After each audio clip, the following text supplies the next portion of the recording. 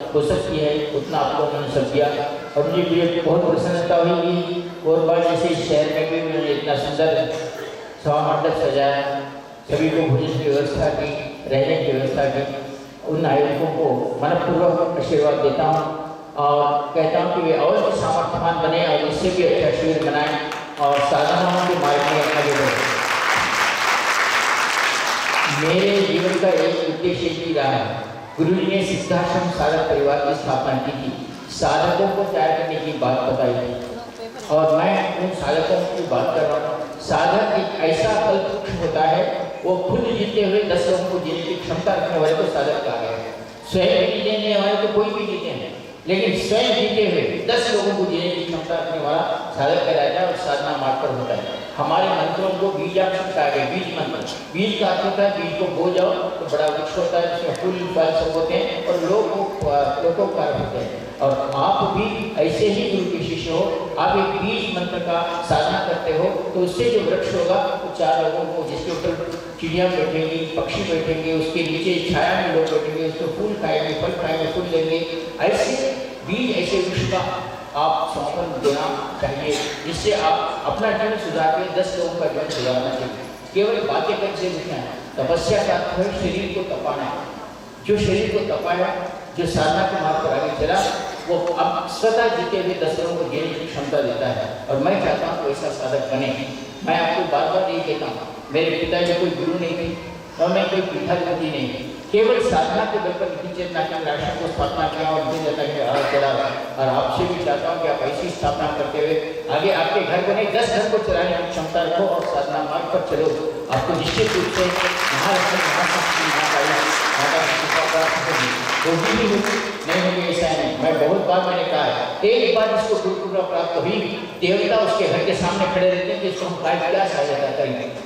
ऐसी स्थिति हम लाएं, साधना से हम उन देवताओं को, उन अप्सराओं को, निक्षियों को मजबूर कर दें कि हम इसकी सहायता करें और हम मतदान के साथ छाती होकर के हमें तुम कोई लोग नहीं चाहिए, केवल हमें गुरु चाहिए। हमारा गुरु तुम 100 अप्सराएं मेरे सामने खड़े होगी, ऐसी कहने की क्षमता आप रखते हैं। अप्सराएं तो क्या मामूली आएगी आपके सामने, आपके सामने आएंगे भी आएंगे, नहीं आएंगे चिंता नहीं। जो गुरु को प्रसन्न किया वो सारे देवताओं को, सारे ब्रह्मांड को प्रसन्न किया। जो गुरु के प्रति निष्ठा के साथ रहा वो सब कुछ कर सकता है। और मेरा मार्ग है साधना का मार्ग, और साधना मार्ग पर भी है, साधना मार्ग पर ही ये हो सकता है बिना शब्द कहे, बिना कोई गपशप मारते हुए शक्तिपात या वो दीक्षा, ये दीक्षा कितना भी ले लो, बिना साधना के कुछ प्राप्त होने वाले। शक्तिपात दीक्षा केवल इसलिए है कि आपको साधना करने की शक्ति मिले और आपके साधना में अड़चन ना निर्माण हो, इसके लिए शक्तिपात दीक्षा दी जाती है। ये मेरी अपनी भावना है और आपको साधना करना ही है और साधना करने पर आगे बढ़ते हैं तो निश्चित रूप से बताता हूँ। ये तो मैं बाद में कहता कि आज बीज लगाओ तो कल वो शोभा नहीं होता।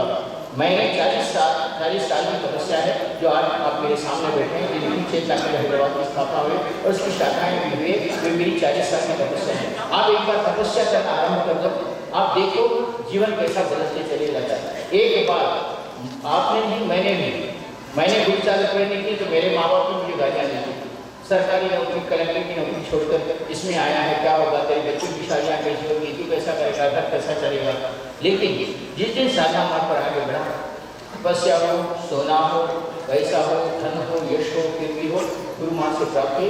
वही माता पिता, वही लोग जो समाज में मेरे को नहीं उठाते थे, वो लोग कहने लगे तू साक्षात शिव है, तो ब्रह्म है, विष्णु। लेकिन इसको कहने के लिए मुझे कितना गुजरना पड़ा, कितनी बातों से। आप समझते हैं कि हमें बातें सुनते हैं, हमें कष्ट में तुम नहीं हो, उस कष्ट को सहना ही तपस्या है। गृहस्थ भी जीवन ही तपस्या है और उसको सहते हुए गुरु पर विश्वास करके चलना ही श्रेष्ठता है। जो चला उसको सब कुछ पाया और जो छोड़ दिया उसका जीवन तो आप जानते हैं किस तरह होता है। मैं आपको कहता हूँ, उदाहरण आपके सामने खड़ा हूँ कि मैं उन सभी बातों को सहते हुए आगे बढ़ा, आज आप मेरे सामने बैठे और मुझे गर्व है कि मैं मेरे गुरु कार्य को आगे बढ़ाते हुए गुरु मंदिर मानकर 10वां पूजा मंदिर करके ही यहाँ जाऊँगा और सभी के रूम चुका कर रहूँगा, किसी के रूम में नहीं रहूँगा और आपको भी वैसे ही जीने की शिक्षा देता हूँ और आपको चाहता हूँ कि आपका जीवन जीते सच्चे हो, उपयोगी हो, आशीर्वाद देता हूँ। आपको साधना के पैकेट में जो गुटिका दी है वो गुटिका 1008 मंत्र लिखने के बाद उस कागज में गुटिका को बांधना है, माला गले में धारना है। जब 10वां पूजा साधना करो और 8 दिन अगर कोई साधना करना चाहते हैं तो मैं उसके मंत्र को आपको प्रदान करता हूँ।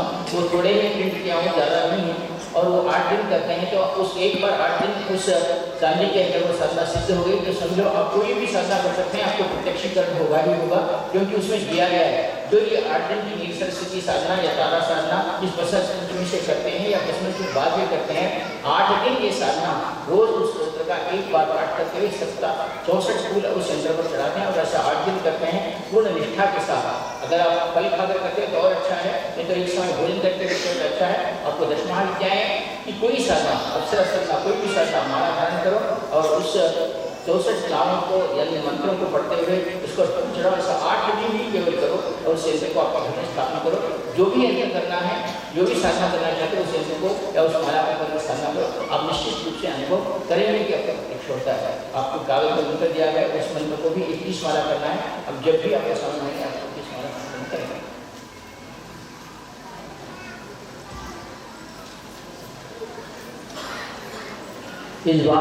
इसके बाद हम उज्जैन में साधना करने कालपुरुष साधना शिविर है निखिल चेतना केंद्र की ओर से 11 फरवरी को महाराष्ट्र के हिंगोली में साधना है और उसके बाद 15 फरवरी को महाशिवरात्रि साधना भंडारा में, 19, 20, 21 को तारंगा नाम का एक जंगल का क्षेत्र है गुजरात में, जहाँ गौतम बुद्ध ने तारा की साधना संपन्न की थी और बहुत जंगले वहाँ शेर मोर आदि भी घूमते हैं। इस बार मेरे जन्मदिन की साधना तारंगा में बना, उसका नाम ही तारंगा है और वहाँ तारा साधना बौद्धों ने की थी। इस बौद्ध लामा पद्धति से तारा शिविर वहाँ कर रहा हूँ 19, 20, 21 फरवरी के मेरे जन्मदिन और मेरे पानी ग्रहण महोत्सव में अहमदाबाद में है। उसका गाँव का नाम भी तारंगा ही है। उसके बाद होली शिविर बरहमपुर में है, जो तारा की सिद्धपीठ है, जहाँ माता जी का तीसरा नेत्र पड़ा था और माता जी के दोनों बहनों के रूप में, दोनों स्तनों के रूप में दोनों बहनें कही गई हैं। ऐसे तारानारायण शक्ति बहुत सुंदर है ऋषिकौलिया नदी के, जहाँ सम्राट अशोक को बुद्ध ने दीक्षा दी थी और तारातार ने साधना करवाई थी। ऐसी साधना बरहमपुर के पास उड़ीसा में तारातार ने बहुत पहाड़ पर मंदिर है और वहाँ साधना, वहाँ भी मैंने साधना 2-3 बार की और मैंने अच्छा रिजल्ट देखा है। वहाँ शिविर है, होली का शिविर है। और उसके बाद प्रत्यंगिरा साधना शिविर है। आप अगर कभी भी आते समय वरंगल नाम का गांव आता है, उसमें प्रत्यंगिरा साधना शिविर पहली बार करवा रहा हूँ। उसके बाद अक्षय तृतीया धर्मपुरी में करेंगे और गुरु दशरथ आश्रम में करेंगे।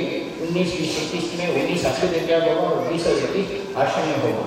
और 8/5 को माता जी को बर्थडे के दिन साधना तुलजापुर भवानी तुलजापुर भवानी। इस प्रकार मेरे साधना शिविरों का विवरण है। आप सभी को मैं आमंत्रित करता हूँ कि आप साधना शिविरों में भाग लें। अब